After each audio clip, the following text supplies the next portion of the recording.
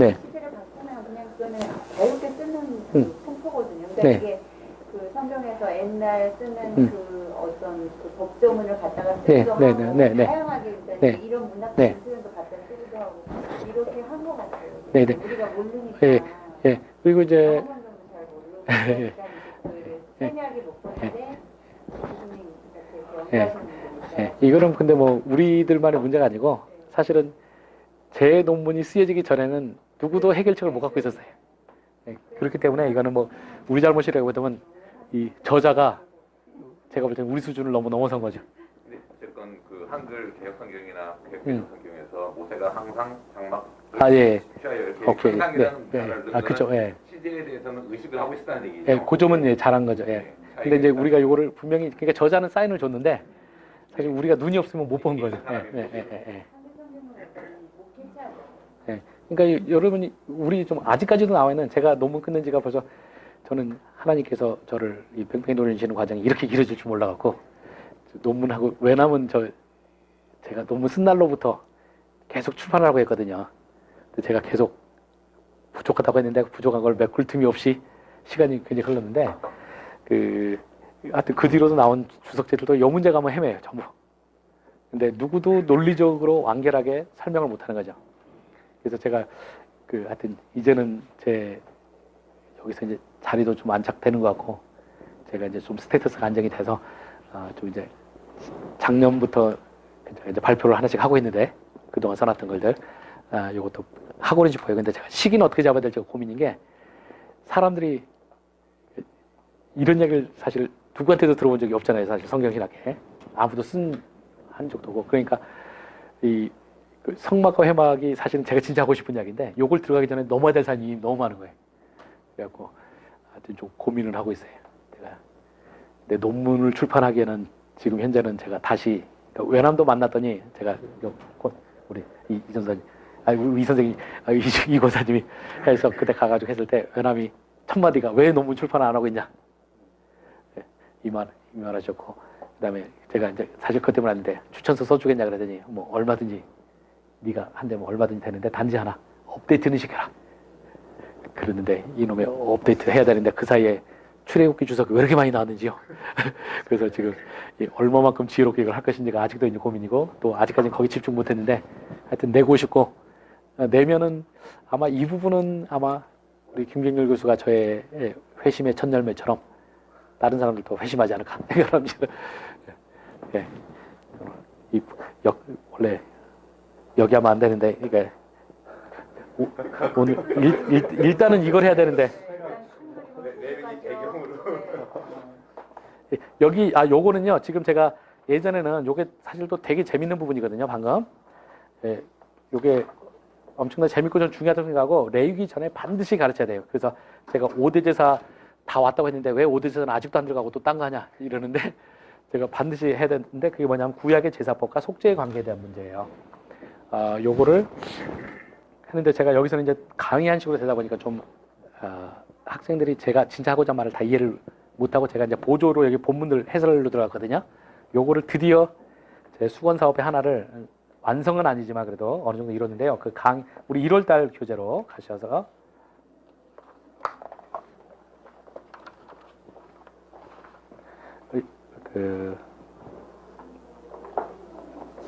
가시면은 제가 강의안이랑 좀 순서를 좀 바꿔놨네요. 12페이지 여러분 1월달 강의안 12페이지 12페이지로 찍혀있죠. 저 1월달 거 프린트 안 하셨어요? 강의안만 하셨구나. 제가 우리 김 목사님에게 그 강의안 원고는 드렸고요. 그래서 그 메일로 받아보셔도 되고 아니면 그 말씀에 우리 밴드에 다 올라 있거든요. 원래 네, 밴드 보시면 되는데 거기 밴드에 보시면 1월달 원고 12페이지입니다. 거기 보시면 화면에 보시듯이 제사와 속죄의 관계 문제 다뤘어요. 요게 제가 말하는 우리가 알아야 된다는 큰 그림에 대한 이야기고 강의안상으로 와서 보시면 강의안상으로는 제가 속죄의 주권의 속죄를 다룰 때 이제 그 주권에 기초해야 된다. 그래서 제가 이제 묻는 게 우리가 회개를 하면 하나님께서 용서하시나요, 안 하시나요, 여러분? 예, 바로 요 문제를 우리가 교통 정리를 신학적으로 잘 해야 돼요. 근데 요런 문제부터 시작해가지고 하고요. 제 답은 뭐냐?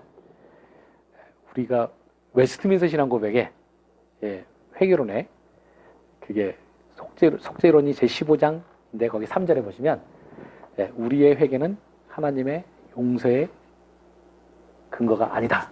분명히 명시되어 있습니다. 그래서 우리가 회개하면 하나님 용서하신다고 하는 것은 굉장히 위험한 신학이에요. 물론 용서하시기도 하셔요.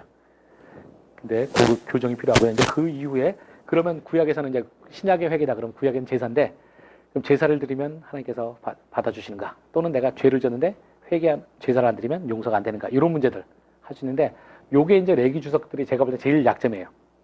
자꾸 이걸 너무 기계론적으로 접근하는 거예요. 근데 좀 거기에 대해서 반드시 교정이 필요하다고 생각해서 요거 하고요.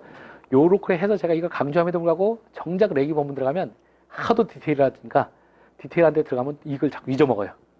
그래서 제가 항상 서론적으로 이야기하고 제가 다시 거듭 그 디테일에 빠져있는 분들 꺼내가지고 다시 진짜 본질은 레위기의 진짜 본질은 이거다. 이렇게 하는 겁니다. 그래서 굉장히 중요한 겁니다. 제사법보다는 이게 더 중요해요. 제가 볼 때는요. 여러분이 지금 특히 우리 예수님이 다 제사 이루신 상태에서 소가 됐든 양이 됐든 헷갈려도 아무 지장 안 생깁니다.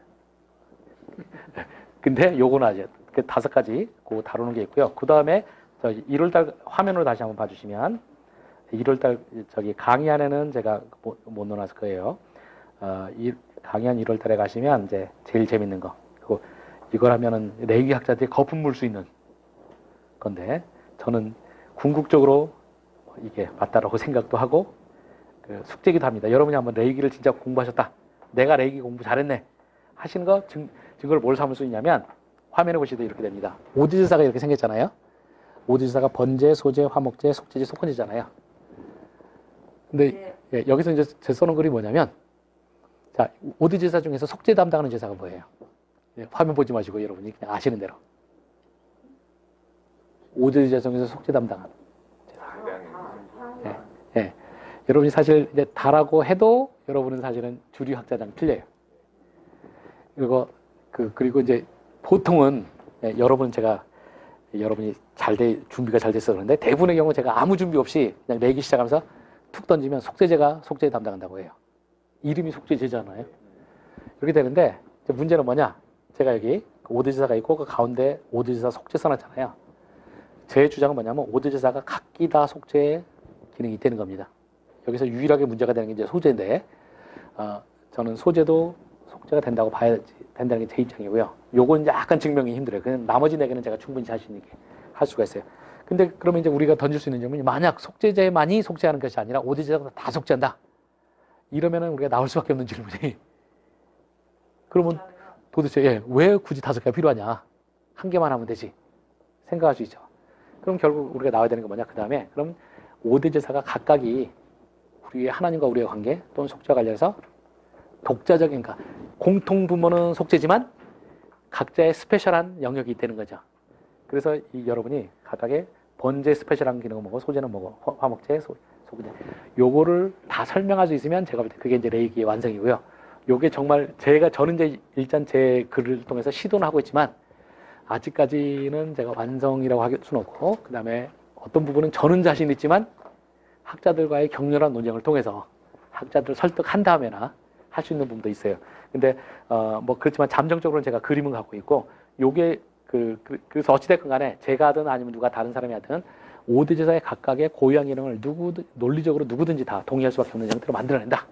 뭐 그러면 그게 이제 레위기 신학의 완성이자 저는 주님 오실 때가 되지 않았을까 생각을 합니다. 그래서 여러분이 요거 한번 해보세요. 이게 5대 제사의 각각을 내가 논리적으로 이 각각의 왜 5개가 존재해야만 되고 각각은 뭘 하는지 설명하실 수 있으면 레위기 공부 잘하신 거예요. 그리고 이제 그게 되면 설계하실 것도 굉장히 많습니다. 각각의 제사가 가지고 있는 제사의 형태. 그러니까 그렇죠. 그러니까 그 기능이라는 것이 형태라든지 아니면 그 본문에 있는 그 본문의 신학들이 조금씩 나오잖아요. 그런 걸 통해서 설명되는 거죠. 제가 그냥 다음번에 자세하게 설명한다 치고 제가 간단하게 막 저를 다시 만나기까지 궁금해 죽으실 것 같아서 제가 다음번에 오실 수 있도록 죽지 않고 오실 수 있도록 제가 말씀만 드리면 번제는 제가 생각하는 거는 간단하게 말해서 이거는 여기 다 써놓긴 했습니다. 멍석이라고 생각하시면 돼요. 멍석 영어로 하면 스테이지. 그래서 5대 제사의 기본이 바로 번제예요. 그래서 이게 대표 제사고요.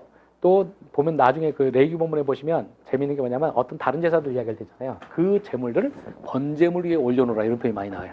그래서 여러 가지로 볼 때 제가 보기에는 번제는 제사법의 기본이고 또 그다음에 이스라엘의 이제 제사장들의 제일 중요한 임무 중에 하나가 상번제를 드리는 거잖아요. 국가적으로. 그래서 아침 저녁으로 상번제를 드려요. 그러니까 다른 제사는 요구가 없는데 번제 요구가 돼요. 요게 번제고요.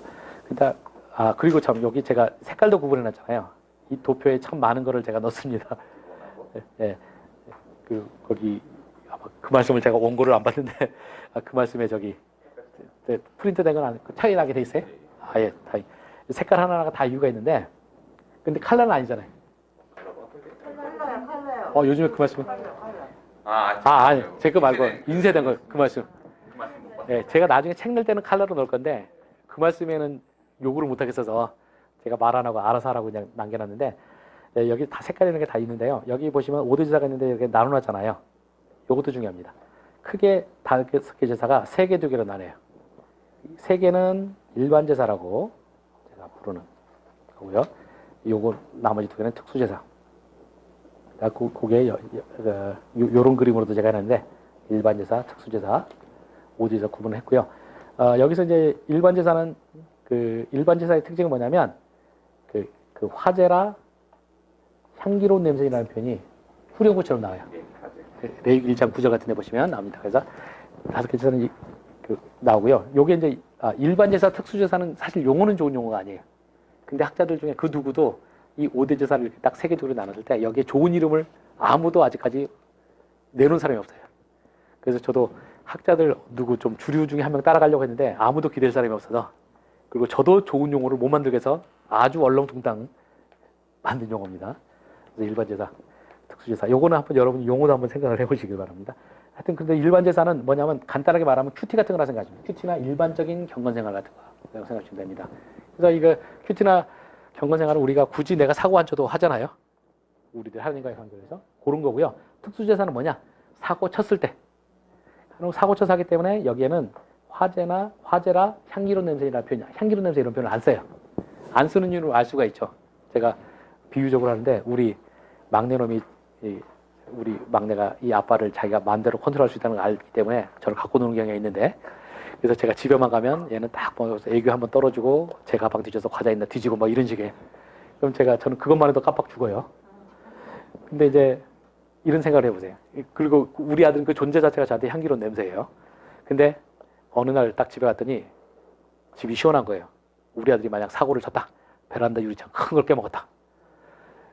근데 딱 우리 아내가 성질을 내면서 이놈이 깨쳐요 이랬는데 우리 아들이 와갖고 평소처럼 저의 다리를 붙잡고 애교를 떨면서 아빠 왔어요 이러면서 과자는 뭐 이렇게 나오면 제가 어떻게 하겠습니까? 우리 아들이 전혀 향기롭지가 않죠. 그래서 우리 아들이 그걸 딱 잡으면 머리를 딱 밀면서 not so fast 하면서 우리 먼저 따질 건 따지자 이렇게 될 거예요. 그때 바로 우리 아들이 다시 향기로워지려면 뭐냐? 일단 베란다 유리창 문제하고 우리 아들이 다시는 안 하겠다는 확약을 받고 뭐 등등등 작업을 해야 되는 거죠. 그게 특수제사예요. 그래서 이거는 특정한 죄가 일어났을 때예요. 그래서 실제로도 문제가 차이 나는 게요. 앞에 3개 제사는 왜 번제를 드려라 이 이유가 설명이 안 돼요. 그냥 번제를 드리려면 이렇게 들어갑니다. 근데 특수제사는 뭐냐? 특수한 죄가 있기 때문에 무슨 너희들이 뭐해서 죄가 있으면 이렇게 나와요. 그래서 이 딱 아예 문체 자체가 달라져요. 그렇게 되고요. 이제 그럼 일반적 중에서 이제 번제는 우리가 멍석 하나님과의 관계가 맺는 출발점이에요. 멍석이고 여기에서 이제 이 5대 제사에 다 속적해 있는 게 중요하다는 게 뭐냐면 자 우리가 내가 하나님과 일반적인 관계 그리고 하나님과 관계가 깔아질 때도 죄인이 하나님과 관계를 맺는 거잖아요. 맺는 건 뭘 통해서 가능하냐? 오로지 속죄를 통해서만 가능하다는 겁니다. 그렇기 때문에 속죄가 기본인 게 굉장히 중요한 거 신학적으로요. 그 다음에 이제 소제는 뭐냐? 이 소제가 제일 어렵고 아직도 학자들은 확정이 안 됐고 그런데 저는 소제는 기도라고 생각합니다. 요게 이제 흥미로운 게 밀그롬이라는 학자 그러니까 레위기의 역사상 최고 학자라고 하는 밀그롬이 여기에 대해서 주장을 해요. 근데 재밌는 게 뭐냐면 그 두꺼운 책에서 두껍게 잔뜩 써서 98% 주장을 합니다. 그러고 나서 마지막 2% 가서 어떤 식으로 빠지냐면 느낌이 제가 그 글 읽었을 때 느낌이 이건 아닐 거야. 별로 가능성 없어 보여요. 그리고 마지막에 포기, 꼬리를 말아요. 근데 저는 제가 그걸 읽고 제 오경이나 다른 부분 공부했던 다른 걸 여러 가지 볼 때 저는 밀그론이 정답이라고 생각을 해요. 그 기도라고 생각하고요. 그러니까 어떤 식이냐면 그래서 소재가 항상 소재는 독립된 대사보다는 병행해서 가는 경우가 많아요. 그래서 특별히 상반절 할 때도 번지를 들으면서 같이 가잖아요. 소재를 드리는데 그때 이제 그게 뭐냐 바로 내가 하나님한테 관계를 회복을 위해서 속죄를 하고 무대가 마련되도록 번지를 드리면서 기도가 같이 하는 거죠. 하나님 아버지 저의 이런 소망을 받아주시옵소서. 기도라고 생각을 하고요. 이제 여기는 이제 이렇게 되는 데는 이제 기도라고 하는 데는 여러 가지 이유가 있는데 그거는 다음 달을 위해서 제가 네, 구체적으로 남겨두고요. 그다음에 화목제는 뭐냐? 내가 번제를 하고 기도를 하고 해서 하나님 잘 받아주셨어요. 그럼 관계 회복되잖아요. 화목제.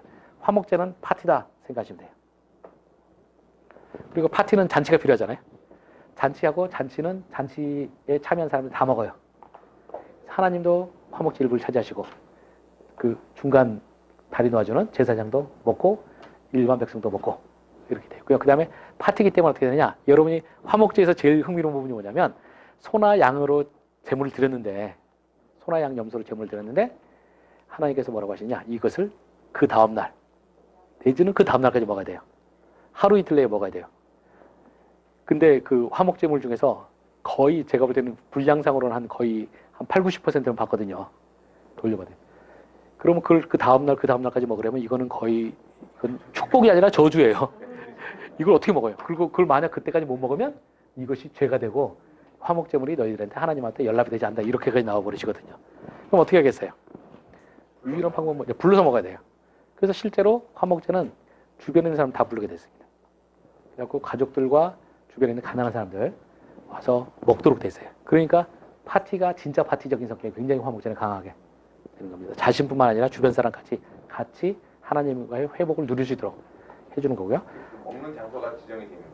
네, 먹는 장소가 조금 어렵긴 한데 저는 예전에는 저는 성막 뜰에서 먹어야 된다고 생각했거든요. 근데 최근에 이제 다시 글을 쓰면서 복원되는 좀 밖에 성막 밖에 나가서 이제 일반 사람들 좀 먹을 수 있는 참여하는 사람들 중에 좀 그러니까 완전히 부정한 사람은 아예 못 먹고요. 왜냐하면 이미 하나님한테 받쳐져서 거룩하게 된 거지라. 그래서 그지만 이제 정결한 사람 정도는 먹을 수 있는 곳이 마련되어 있다는 식으로 주장하시는 분들이 있어요. 제가 볼 때 그게 좀 더 가능성이 높을 것 같아요. 만약 한쪽에서 막 제사 드리는데 한쪽에서는 막 잔치하고 있으면 이거는 사실 성막들이 아주 넓은 것도 아닌데 그게 좀 그렇죠. 그래서 그게 좀 더 타당할 것 같은데 거기에 대해서 제가 공부가 좀 필요한 것 같아요. 하여튼 내 얘기는 제가 말씀드린 것처럼 지려봐시라. 그리고 이제 특수제사로 들어가면 이 특수제사는 예.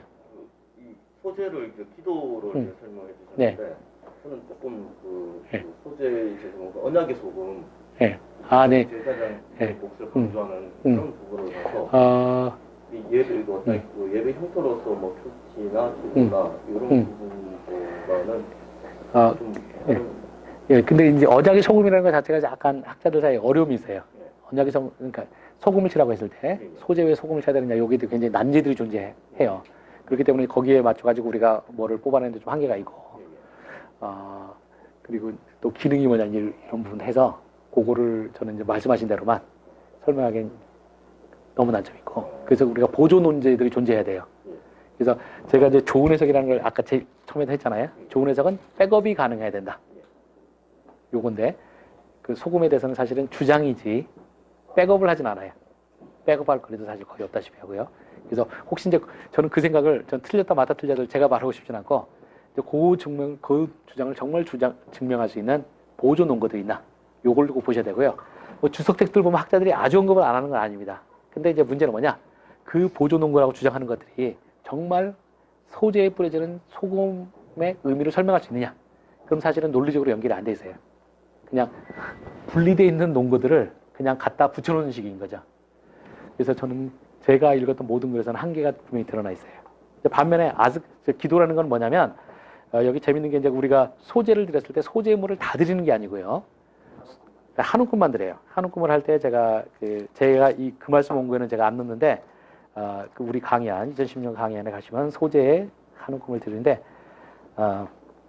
하여튼 내 얘기는 공부를 했는데 이게 있어요. 안에손 찬조 출연이라고 강의안에 35페이지 가서 보시면 나와 있는데 소재를 할 때 소재를 다 하나님한테 태워드리는 게 아니고 소재 중에서 제사장이 한 움큼만 집어가지고 하나님한테 기념물로 드려요. 히브리어로 아즈카라는 단어 쓰는데요. 그 앞 페이지에 보시면 나옵니다. 옆에도 아즈카라라고 아즈카라 쓰는데 여기 아즈카라에 대해서 저는 랍비들이 전체가 다 다른 전통인 줄 알았더니 이번에 공부해 보니까 그건 아니더라고요. 그래서 제가 좀 망설이다가 아직은 뺐는데 다음 주석할 때는 제가 좀 더 공부해서 해야 되는데 요게 이제 그 한 움큼 할 때 우리가 생각할 때는 보통 이렇게잖아요. 여기 있는데 랍비 전통 중에 그 한쪽에 좀 센 전통이긴 하지만 거기 전통에 쓰다는 뭐냐면 3핑거 그립이라서 세 손가락으로 가운데 세 손가락으로 짚는 거예요.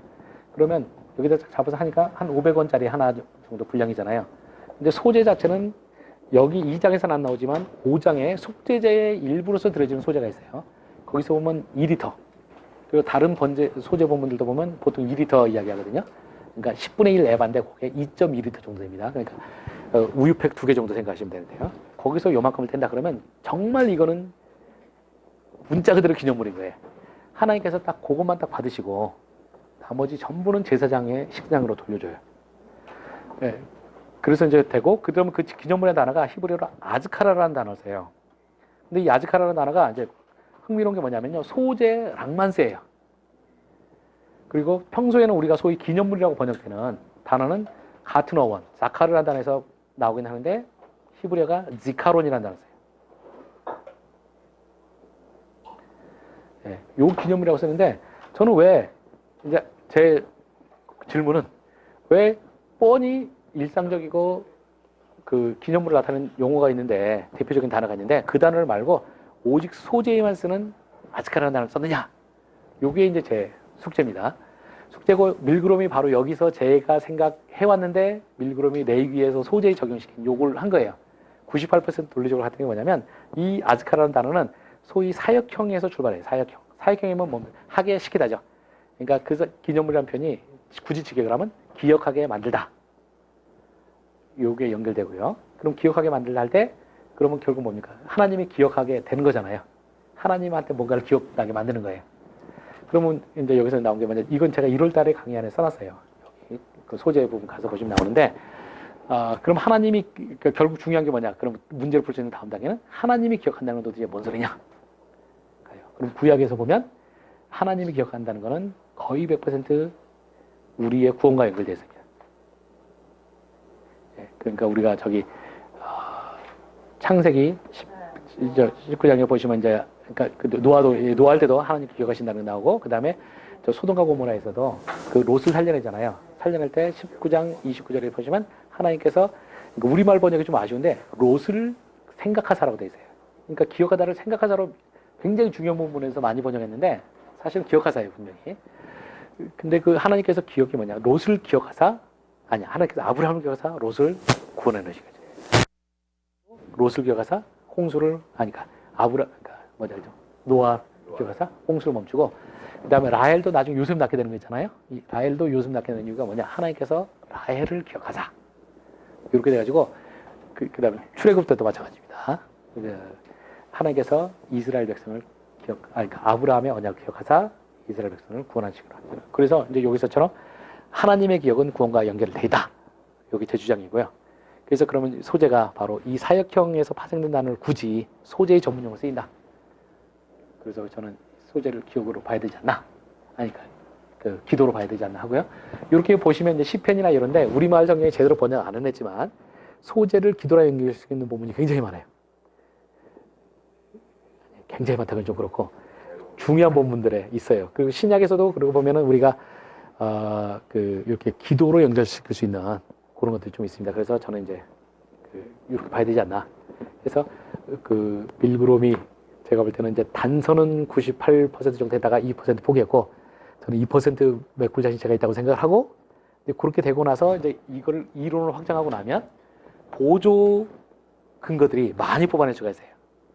이것도 언제 한번 제가 발표는 해야 됩니다. 그래서 하나님께서 저를 빨리 안정되게 해 주셔야지 제가 참 쓸모 있는 사람이 될 수가 있는데 하여튼 그렇게 됩니다. 그래서 경제 소재 사목제 이 부분을 네. 전인적인 인격의 관점에서 접근하고 그러니까 그게 이제 제가 그 부분을 이번에 강의 안에 있는데 제가 1월달 그래서 뺐어요. 뺀 거는 뭐냐면 이제 그런 게 뭐냐면 제가 말하는 것처럼 제사법 본문의 해석의 많은 경우 문제가 뭐냐면 해석을 그냥 던져만 놓고 증명을 하지는 않는다는 거예요. 이제 그런 문제가 있어서 제가 번제도 뺐어요. 근데 저는 전적인 헌신이라는 걸 포기할 필요도 없는 것 같지만 증명할 수도 없는. 그러니까 전적인 헌신하고 된 이유는 뭐냐면 5대 제사 중에서 번제만 유일하게 가죽을 제외한 나머지를 다 태우거든요. 그래서 이제 바로 이게 우리 봉헌자의 전적인 헌신이다. 또는 하나님의 전적인 수용이다. 요래 갖고 돼 있는데 문제는 이거 외에는 예, 번제가 정말로 헌신을 라는 걸 말했다는 증거가 없어요. 아니, 전적인 헌신이 아니고 응. 그 번제 같은 경우하고 소제하고 화목제 이거를 하나의 묶음으로 봤을 때 네. 화목제 같은 경우는 좀 이렇게 같이 먹고 관계 수평적인 어떤 그런 부분이었고 네. 소제 같은 경우를 말씀으로 지적인 부분으로 네. 열정적으로 아, 감정적으로 네. 그렇게 그런 그러니까 이제 그러니까 뭐 말하자면 지정이 이런 식이요. 근데 이제 고를 내면 이제 증명을 해야 되는 거죠. 예, 그러니까 증명을 해야 되는데 저는 그렇게 볼 수 있는 가능성은 없지 않을까. 현재로서는. 그러니까 항상 우리들이 그러니까 레위기에는 제가 볼 때는 그 전문 주석 내에서도 신화가 사실 너무 많아요. 근데 그래갖고 이제 우리가 설교하기에 딱 써보기 좋은 것도 많이 있어요. 근데 문제는 항상 이제 증명하진 않는다. 문제고 밀그롬이 그래서 제가 제일 큰 게 했던 게 뭐냐면 밀그롬이 처음으로 레위기 본문만 가지고 레위기의 모든 사항을 이해할 수 있느냐 이걸 시도를 한 사람이에요. 그렇기 때문에 이제 이 사람이 2600년에 썼지만 완벽하진 않아요. 그렇지만 이 사람이 이런 식으로 풀어가야 된다는 논리적 틀을 만들어준 거죠. 그리고 그걸 잘 써먹어서 복음주의적으로 쓴 사람이 바로 고든웨남이고요. 이제 우리들은 그 후배들인 거죠. 그래서 보면 저나 이런 후배들 시대랑 그 전 시대 20세기 초반까지만 해도 주석의 성격이 완전히 틀려요. 옛날에는 그야말로 주장들의 향연. 지금은 이제 우리들이 논리적으로 벽돌을 다 부셔놓은 상태, 그러니까 다 무시해버리고 벽돌을 하나씩 쌓아오는 과정이에요. 그러다 보니까 아직까지도 제가 여러분들에게 이것이 정답이다 이렇게 말할 수 있는 부분이 아직도 많아요. 그렇지만 이제 그런 게 있고요. 그럼 제가 마지막으로 이제 빨리 마지막 정리만 제가 빨리 해드리면 아까 어디였죠? 1월달. 예, 이 속죄제 속건제는 뭐냐면요. 요거는 딱 죄를 특수하게 다룬다고 했잖아요. 이거는 뭐냐, 죄에 대한 시청각 교육. 예, 시청각, 뭐 나머지도 사실 시청각 교육 효과가 있지만 이것도 시청각 내지 형상화라고 생각하시면 됩니다. 그럼 속죄제는 뭐냐? 속죄제라는 이름이 요즘 학자들이 안 좋다고 생각을 해요. 왜냐하면 속죄제라고 그러면 오해하기 너무 좋잖아요. 아까 말한 것처럼. 다른 제도 다 속죄하는데 왜 이것만 속죄제냐? 그렇잖아요. 학자들 요즘에는 이제 학술적인 근거 여러 가지 원어부터 시작해서 근거를 해서 정결제라고 번역하는 게 좋다. 영어로 하면 purification offering. 그게 정결제고 우리들이 알아먹는 좀 더 세속적인 말로 쓰면 그냥 청소제다. 청소의 제사다. 생각하시면 돼요. 그 다음에 속건제는 배상제. 이 배상제는 이거 제가 예전에 공부하고 나서 신나가고 하다가 창피 한번 당했는데 옛날에 보상제라고 했어요. 그랬더니 학부에서 법학을 공부한 친구가 저한테 수업 시간 끝나고 교수님 한 가지 제가 고쳐드리겠습니다 하면서 보상과 배상은 틀림이다 이러더라고요. 보상은 뭐냐? 법률적으로 하면 그 위법한 행위가 있지 않은 상태에서 상대방의 손해가 끼쳐졌을 때 이걸 해주는 게 보상이에요. 그래서 여러분이 동네 재개발하잖아요. 그러면 정부에서 수용을 하죠. 그러면 이게 정부에서 한 거고 합법적으로 한 거니까 위법은 아니에요. 그렇지만 손해는 발생해요. 이때 정부에서 여러분들에게 토지금 내주고 이런 거 보상이죠. 이거 보상이고 배상은 뭐냐? 위법한 행위에 의상. 그래서 내가 사기쳤다. 그러면 이제 내놔야 되는 거죠. 그래서 배상죄가 맞습니다. 이렇게 되는데 그러면 요거는 청소고 요거는 빚이에요. 그렇게 되니까 어떻게 되냐? 청소는 어떻습니까? 그래서 청소는 그러니까 정결제는 죄를 더러운 것으로 형상화시킵니다. 그래서 어떻게 되냐? 우리가 죄를 지면 누가 더러워지죠, 여러분? 당연히 내가 더러워지잖아요. 이게 이제 밀그롬 전에 학자들이 생각했던 모든 사람의 해석이에요. 근데 밀그롬이 아주 재밌고 처음에 나왔을 때는 아주 충격적이지만 지금은 모든 학자들이 거의 다 모든 학자들이 다 받아들인다고 볼 수 있는 건데 그건 뭐냐면 죄가 나도 분명히 더럽혀요. 그러니까 근데 나도 더럽히는 거는 밀그롬은 솔직히 없애놨어요.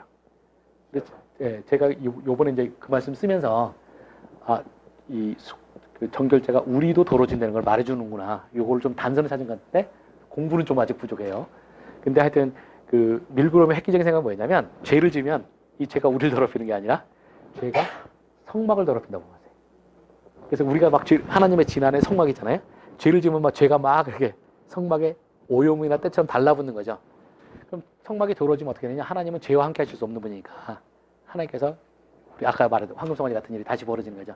그래서 이걸 빨리 속히 해결해야 돼요. 그래서 어떻게 되느냐? 그럼 때가 묻으면 닦아야죠.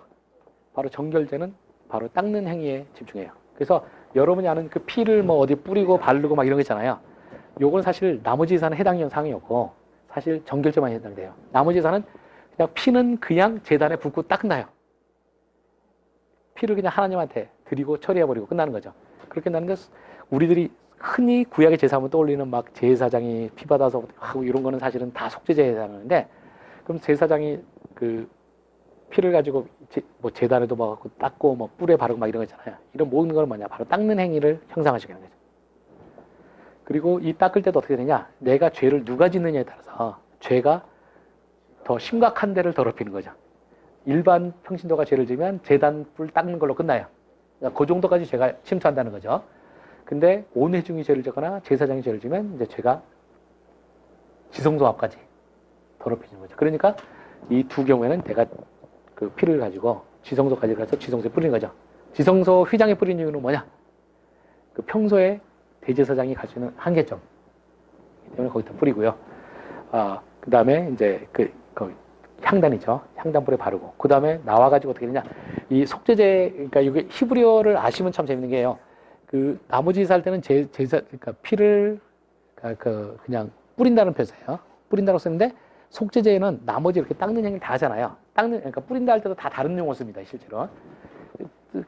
다 하고 나서 마지막에 이제 최성으로 마지막으로 피를 제단에 가져와서 하잖아요. 이때 뿌린다는 표현을 쓰지 않아요. 퍼붓는다. 요건 이제 뭐냐? 이거는 제가 약간 우리 시청각 교육 삼아서 제 마음대로 좀 약간 해석을 하는 건데, 이건 뭐냐면 정말로 우리가 청소하는 장면을 형상화시킨다는 거죠. 여러분이 화장실 청소 같은 거 하시면 딱 세제 갖고 뭐 스펀지 바르고 뭐 닦고 막 하잖아요. 막 하고 하는 그 대야에다가 물 하잖아요. 그 다음 제일 마지막에 남은 물 어떻게 합니까? 한 방에 쫙 뿌리고 끝나잖아요. 딱 그 개념이래요. 네, 이렇게 되는 거고요. 그래서 정말로 청소를 하고요. 이 청소를 하고 나서 이제 재밌는 게 뭐냐? 1년에 유일하게 한번 지성소 안에 들어가잖아요. 지금 들어가는 게 뭐냐? 바로 이렇게 죄를 닦아도 해결 안 되는 부분이 있어요. 바로 이거를 하나님께서 특별한 은혜를 통해서 대속죄를 한 방에 모든 걸 처리해 주는 거죠. 요거는 우리 옛날 목욕탕 생각하시면 됩니다. 우리들이 샤워기 없던 시절에 명절 때면은 우리가 목욕탕 미어 터지잖아요. 다 가서 평소에는 목욕 안 하더라도 그때는 하자. 이래갖고 하는 거랑 좀 비슷하고요. 그 다음에 배상죄는 하나님한테 내가 죄를 짓는 건 빚 지는 거예요. 하나님한테 빚을 지는 거고요. 자, 그럼 간단하죠. 빚 지면 어떻게 해야 됩니까? 갚아야죠. 단순 돌려요. 그러다 보니까 속건제가 재밌는 게 오드제사 중에 제일 틀린 게 피 이야기를 한마디도 안 해요. 전부 돈 이야기. 그래서 내가 죄를 졌으면 하나님한테 그러니까 속건제가 다룬 죄는 보통 실제로 물건적 손상이 가는 죄예요.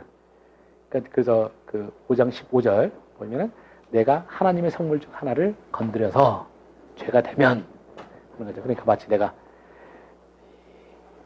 남의 집에 갔다가 귀한 물건 건드려가지고 손상 입히면 갚아야 되잖아요. 그 식으로 내가 그러니까 제 생각에 상황 중에 하나 이런 것 같은데 화목제를 드리러 내가 들어갔어요. 갔다가 이미 제사장한테 다른 사람이 속죄제 속건제를 드러나가지고 하나님의 물건 됐어요. 제사장 몫으로 이미 돼 있는데 그거를 내가 화목제 건드린 사람이 하나님께서 자기한테 돌려준 재물이라고 생각하고 건드렸다. 이러면 내가 하나님의 명령을 침범하고 하나님의 물건을 건드린 거죠. 요런 게 제가 볼 때는 아마 이제 속건제를 드려야 되는 상황 중에 하나가 될 것 같고요. 이렇게 됐을 경우 어떻게 되느냐? 돈 이야기입니다. 그래서 전부 다 어떻게 되느냐? 하나님한테 손해 끼친 거 내고 거기에 가치의 5분의 1을 더해서 그러니까 120%를 내놓도록 돼 있어요. 요게 이제 신학이고요. 피 이야기는 정말 안 나와요. 학자들의 이제 추론은 속건제도 그 피를 그냥 나머지 제사랑 좀 비슷한 식으로 기록하지 않았겠느냐. 뭉뚱그려서. 하지만 거기에 대해서는 언급이 거의 없어요. 그래서 이 학자들이 추론하는데 요게 되고요. 요런 5대 제사 일을 하고 나시면 5대 제사가 가진 효용 가치 중에 하나가 뭐냐? 이사야서 53장에 아주 재밌는 부분 나오죠. 이사야서 53장 보시면은 결국 뭐 그거잖아요. 우리 메시아 본문이라고 우리가 부르잖아요. 우리들이 지은 죄를 하나님께서 어린 양이 대신 하는 이야기예요. 쭉 나오다가 제일 마지막으로 하면 53장 10절에 그 아주 재밌는 부분 나오는데 이사야서 53장 10절 가서 보시면 여호와께서 그에게 상함을 받게 하시기를 원하사 질고를 당하게 하셨은즉 그의 영혼을 속건제물로 드리게 이르면 하고 속건제물이라고 보면 명시가 돼 있는 거죠. 뭐 이것도 뭐 궁극적으로 하면 아주 뭐 다른 번역을 안 할 수 있는 건 아니지만 뭐 이거는 전통적으로 속건제물이라고 해놓고 모든 학자들이 다 속건제물이라고 생각을 해요. 그러면 우리가 던질 수 있는 질문이 오드제사 중에 사피름은 왜 속건제물을 굳이 하느냐 생각해 볼 수가 있죠. 예, 바로 이거죠. 우리가 죄를 졌으면 죄값을 누군가는 대신, 그러니까 내가 치르고 못 치르면 내 친인척이라도 갚아야 되잖아요. 반드시 죄는 하여튼 내가 빚 졌으면 빚을 갚아야지 상황이 끝나요. 그러면 53장이 바로 대속적 개념에 대해서 제일 강조하는 거죠. 내가 맞아야 될 매 대신 맞고 추가하는데 이런 대속적 개념을 가장 잘 반영해 줄 수 있는 제사가 뭐냐 하면 역시 속건제라는 거죠. 그래야지 이해가 빠르다. 예, 예. 그래서 이 5대 제사는 이런 식으로 보시면은 바로 하나님과 우리 관계에서 생길 수 있는 하나님의 관계 우리의 틈 또는 하나님과 관계 회복에 대한 것을 5대 제사를 통해서 형상화시키는 거죠. 그렇게 되면 여기 가진 장점, 그리고 우리 기독교인들도 느낄 수 있는 장점이 뭐냐면 바로 내가 죄를 짓는 데는 무엇이냐. 우리는 예수 그리스도가 다 완성했다니까 아무 생각이 없어요. 그냥 예수님만 믿으면 되지 하는데 우리가 죄를 짓는다는 것이 하나님에게 과연 어떤 의미냐를 일단 보여줄 수가 있는 거죠. 그래서 제가 2월 달에도 썼지만 마음에서 썼지만 내가 죄를 짓는다는 건 하나님의 영역을 더럽히는 행위, 그리고 내가 하나님한테 빚을 지는 것이다. 그리고 이것을 누군가는 갚아야 된다. 그럼 누군가를 갚아야 한다 할 때 그 치르신 분이 누구냐 할 때 예수 그리스도잖아요. 그럼 예수 그리스도 하신 일이 단순히 죽어서 막연하게 죄를 없앤다. 이게 아니라 예수님이 하신 일이 선명해지죠. 나의 죄를 닦고 대신 갚고 이렇게 되는 겁니다. 그래서 우리가 되면 로마서 8장 아까도 말했던 그 본문이 다시 한번 되는데 우리가 예수님께서 우리를 십자가에 달리셨을 때 예수님은 분명히 내 대신에 내 죄값을 갚으셨어요. 돈을 대신 치르신 거죠. 그렇기 때문에 예수님이 나의 주인이 되실 수가 있는 거죠. 그래서 절대 그러니까 우리 죄는 우리 굉장히 많은 기독교인데 우리가 그 구원을 잘못 가르치다 보니까 자꾸 우리는 죄인이 예수 그리스도 믿으면 내가 죄에서 해방된다. 여기까지 풀어주는 것처럼 생각하는데 절대 아니라 나는 예수님과 이제는 관계가 맺어지는 존재가 된 거고 그 관계 맺으면 무엇이냐 하면 결국 레위기가 해줄 말이 정말 많아요. 이렇게 되는 거고요. 그래서 제가 모욕론을 저는 그러니까 거부는 아니지만 모욕론을 안 따르려고 하지만 제가 레위기 공부하면서 가진 확신은 뭐냐면 레위기를 체계적으로 잘 이해하잖아요. 논리적으로 다 이해하고 나면 이미 우리가 신약의 성도들에게 결국 예수님이 하신 일이지만 예수님을 언급 안 해도 설교하시는 게 너무 많아요. 근데 이제 그렇게 된 상태에서 그것을 결국 하신 분이 모든 것이 뭐냐. 결국 예수님 다 보이잖아요. 그러니까 예수님의 우리 속죄사역의 의미가 레위기를 보면 굉장히 다면체적이고 굉장히 흥미로워진 거죠. 디테일해지고요. 네. 요게 우리가 레위기를 힘든 레위기를 공부해야 되는 이유. 그래서 제가 뭐 진짜 레위기를 공부하면 할수록 당장 적용할 수 있는 것들이 너무 많아요. 뭐 설교하실 것도 많고. 그래서 제가 예전에 웃기는 일이 있었는데 이제 레위기를 한참 공부하고 재밌어가지고 이 총신에서 이제 내가 레위기를 위주로 가르치겠다. 5경 수업에서 했다고 했더니 한 학생이 제 말에 기대를 걸고 제가 몇 개 이제 떡밥을 뿌렸거든요. 그랬더니 아 좋구나 해가지고 이제 제 5경 수업 시작하자마자 레위기 강의를 이 친구는 이제 주일학교 설교 들어가 버린 거예요. 들어갔는데 제가 창세기 출애굽기 하는데도 시간이 막 가잖아요. 이렇게 하다 보니까 레위기를 들어갈 생각을 안 하는 거예요. 근데 자기는 그 교수님은 분명히 모욕론은 싫어하실 것 같고 자기 생각할 때 저를 성향을 볼 때 그래서 자기가 모욕론 쪽은 설교 안 하고 싶은데 모욕론 아니면 설교할 게 없다는 거죠. 레위기를. 그래서 하루는 진지하게 저 찾아왔어요. 아니 그래서 교수님 책임지세요. 그래서 내가 뭔 책임지냐 했더니 교수님이 이거 갖고 레위기는 모욕론 안 해도 설교할 게 많대서 했는데 왜 레위기를 안 다루십니까? 저는 도저히 안 되겠습니다. 그래갖고 부랴부랴 앞에를 접고 제가 레위기를 들어가고 이제 이런 식으로 레위기를 설교하면 된다. 이제 이런 식으로 제가 했던 경험이 있습니다. 근데 저는 이 점은 이번에도 제가 그 말씀하면서도 다시 한번 확신하지만 제가 이제 여기서 시간 쫓겨서 제가 원하는 만큼 적용점을 사실 못 써요. 근데 여러분이 레위기만 딱 해놓으면 뭐 목회자들께서는 자동으로 그냥 이론만 이해하시면 뭐 흘러나오는 것들이 정말 많아요. 근데 그 모든 것이 억지 안 부리고 본문을 이해하면 자동으로 파생되는 적용점, 나올 수밖에 없는 적용점들이 레위기는 무수하게 넘친다는 겁니다. 근데 뭐 그런 점들을 뭐 나눌 수 있으면 그게 이제 좋은 거겠죠. 그리고 그게 아마 여러분이 저를 부르셨을 때 얻을 수 있는 가치가 아닌가 생각합니다. 네, 그럼 여기까지 하고 오늘 마치겠습니다. 수고하셨습니다.